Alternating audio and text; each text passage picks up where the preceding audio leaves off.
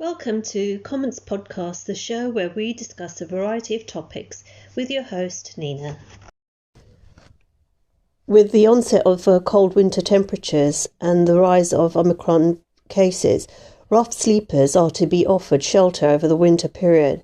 They have been guaranteed accommodation until March to ensure that they remain protected from Omicron. The high transmission rate of the Omicron variant places rough sleepers in a highly vulnerable position of contracting the contagion. The UK government has pledged to provide local councils with £28 million of funding to facilitate housing the homeless in their areas. The extra money will ensure the organisations are able to employ more outreach workers who will in turn be able to relocate numerous rough sleepers to temporary accommodation. Additionally, mobile clinics will be set up to ensure that have access to either a COVID-19 vaccine or a follow-up booster vaccination. Many homeless charities have, as we've seen, struggled during successive lockdowns, and many are reliant upon public donations and fundraising events, which are held continuously throughout the year to raise essential funds.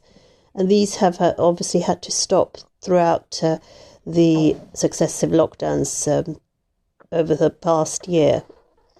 This source of additional government funding is a lifeline for many charities, enabling them to hire staff and provide further facilities and shelter to rough sleepers.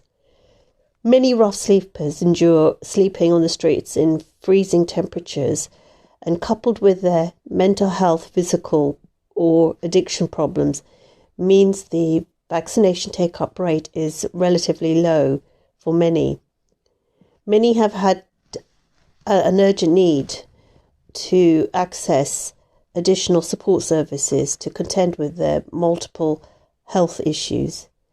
The impact too of sleeping endlessly on the streets can impact them detrimentally long term.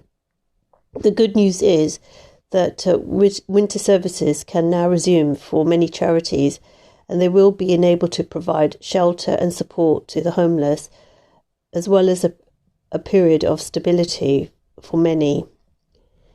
This period will enable a percentage of the homeless opportunities to transition to employment or further training skills provision.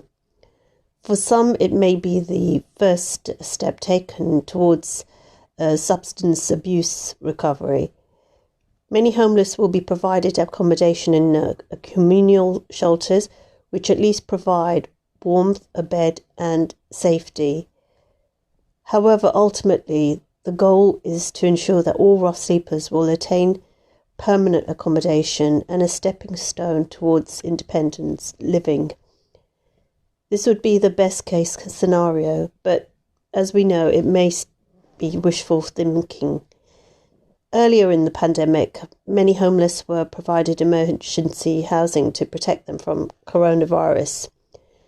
Thousands were, however, soon back on the streets when lockdowns were lifted and returned to rough sleeping. It is estimated that over 648 rough sleepers have died sleeping on the streets, with London accounting for the highest number of 148.